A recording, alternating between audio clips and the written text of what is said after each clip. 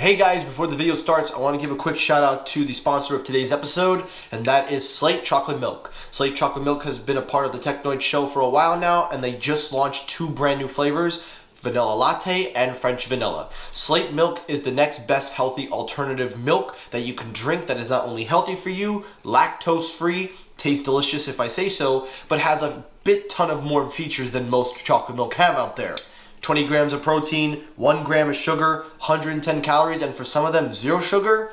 I think that outweighs a lot of the negatives that most milk have nowadays. So, thank you to Slate Milk for being a part of this episode. Head on over to slatemilk.com, use the promo code TECHNOID to save 10% off, and pick your favorite flavor from milk chocolate, dark chocolate, latte, etc., etc. Thank you to Slate Milk. Let's start the video.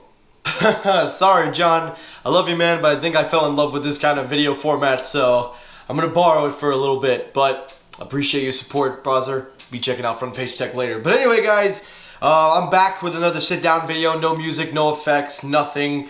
I'm here to talk about another phone experience that I've had. I did the Fold, which I will also be following up in a short time. Now we're going to talk about the Pixel 6a and why I think it is probably the best premium mid-range you could buy.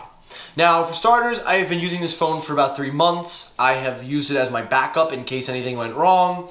And after using it for some time, getting a chance to use the camera, messages, phone, taking with me everywhere, I gotta tell you guys, I wasn't expecting it to be as good as it is, but I gotta tell you guys, you know, for such a cheap device, for such a low-priced device, you would think that Google would do the bare minimum, or at the very least, would take significant cutbacks to make this thing make you want to get the premium.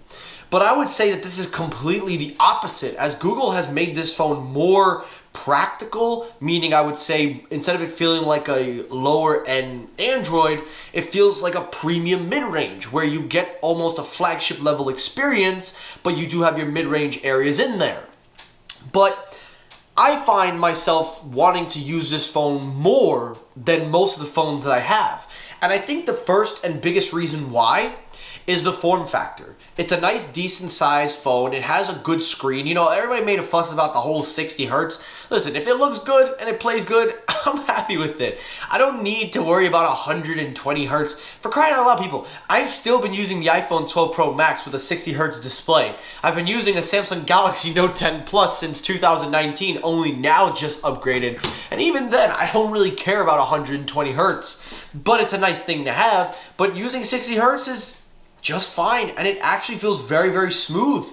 That's my first thing. Number 2 is the processor inside of this thing, which is, of course, the Tensor Chip. Now, the Google Tensor Chip really shook things up for Google because now they're starting to do what Apple does in terms of optimizing the software with the hardware, and I think that's a really good thing. The fact that they are able to just continue the optimization and really make the phone more versatile with the Tensor Chip gives better image processing. It helps make the phone more snappier because instead of just putting it in your flagship, you put it in your mid-range, and overall it makes the experience so much better. So having the Tensor Chip puts it on a flagship level. Now, of course, there will be, you know, the Tensor 2 and the Pixel 7 Pro, but for now, the Tensor Chip has held up pretty well. Heat management has been pretty good. There have been moments when I did feel it heat up, but overall, it makes a big difference. Number 3 is the camera quality. Now, that's one of the biggest things that Google has done with all of their Pixels. They've had great image optimization from hardware and software combined, plus also the chip inside helps with the image processing. Well, I gotta tell you guys, based on my testings, based on my own videos, and based on my own footage and everything that I've done on this thing, it's been a great experience. I've used this phone and I just enjoy taking pictures of it. And I think a lot of that has to do with Google's handling of the AI with the image processing. Now, there are, you know, of course, some drawbacks with the camera. You know, it's a dual setup. While it's not the worst in the world, you know, nowadays the standard has become a triple camera setup. So you do sacrifice one camera, but honestly, for the general people, if you take a picture and it looks good, that's it. That's all you need. If it looks good, it looks good. That's really it. Now, I had this phone with me on vacation, so the images you're seeing are just some sample photos. But another thing that I also like about this phone is the speaker quality. Now here's a little quick nibbit, I don't want to get copyrighted, but here's in full volume of Elton John, I'm Still Standing, in stereo speaker mode.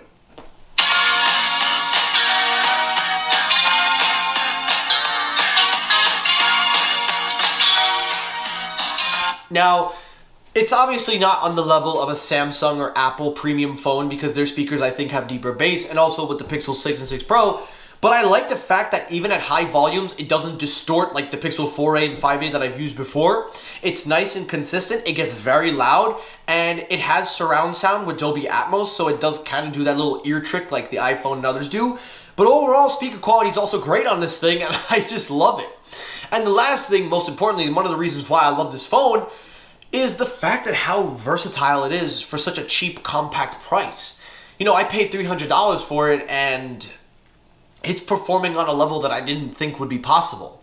Now, of course, there are some negatives, which I will discuss, and this is not really a full review, this is just my experience so far. I'll give a full review in about a year, once I've used it for a full year, and I will make some updates as we go along. But the only negatives that I could find, the only real negatives would be the throttling when I'm filming in 4K at 60 frames. But I don't think everybody's going to be filming in 4K to begin with. So that's something you're not going to have to worry about. And my other negative would also be sometimes the camera quality has a weird kind of effect when it's trying to stabilize the image. Sometimes my photos come out looking very shiny. That's usually because of the lens. I try cleaning it from time to time, but sometimes it's also the processing. It just doesn't process a certain light or whatever. But those are the only negatives that I could find. But now I make this opinion, and then I'm going to explain, and then I'll end the video. But I think that this phone is probably the best you're going to get. I know Samsung makes their A series. I know that a lot of people like to associate Google with the premium pixels. But the fact that I paid $300 and I'm getting a stock Android experience, I'm getting great camera quality, I'm getting great sounding speakers, I'm getting a good display with an in-fingerprint scanner. It may not be ultrasonic, it may not be whatever flashy name you want to give it. At the end of the day, if I can put my finger right here and it unlocks, boom, at least it's built into the screen. And lastly, it got fast charging, so fast charging all day for the win. Now, it could be faster, but that's up to Google. But anyway, guys, that's another thing I want to talk about, the battery life. The battery life on this thing has been exceptionally well. Even after 3 days of hard use, I don't charge this thing up until the 3rd day, and my day goes as follows. Go to the gym, work out, work, come back, relax, listen to music, go to sleep, and repeat. So by the 3rd day, that's when it needs to charge. So I just wanted to throw that in there. But overall, I really think that the Pixel 6a is the phone to beat at this price, because I know a lot of people like to criticize Google. I know there's a lot of people that like to say a lot of things. But if we're taking a look at what we're getting for the price point, you're getting above what you should be getting for this phone. You're basically getting the premium mid-range experience, where it's on the level of a flagship, but it's not exactly at a flagship level. But it does a lot of what the flagships can do, and you're saving a lot of money. Now, listen. I know a lot of you guys will say get the 7 Pro, the 6 and the 6 Pro. Go ahead. But for those that are casual users that don't care about all the specs, I really can't find another Android that can beat this for this price. If you want to go Samsung, you can make that argument, but I gotta tell you guys, you know, right now, so far my experience, I love the 6A, and I really think you guys should pick it up. So, if you get a chance, check it out, because honestly, it's great. I think my only criticism would be is I feel like they need to get more carriers on board. Instead of T-Mobile and Google Fi, start getting Verizon and AT&T to sell this phone, because honestly, it's getting boring seeing that it's only in T-Mobile. So get Verizon and AT&T on it, just get working on this phone. But overall, Google, I really think you got a home run with the A series. Instead of focusing on the premiums and the flagships, which, listen, it's not a bad thing if you want to do that, maybe you should just keep listening to your audience and keep doing what you're doing with the A series and just make those more and more and more and more. This doesn't feel like an experimental device. This feels, oh, almost dropped it. That would have been a bad video. But this doesn't feel like a mid-range. It feels like a premium mid-range, and it feels like a polished, well-developed product for the mass audience. And that's where I'm going to leave it at that. If you have any questions or concerns, let me hear your thoughts down below. But anyway, guys, check it out. Pixel 6a, you're getting more than what you should be getting, and that's a big compliment.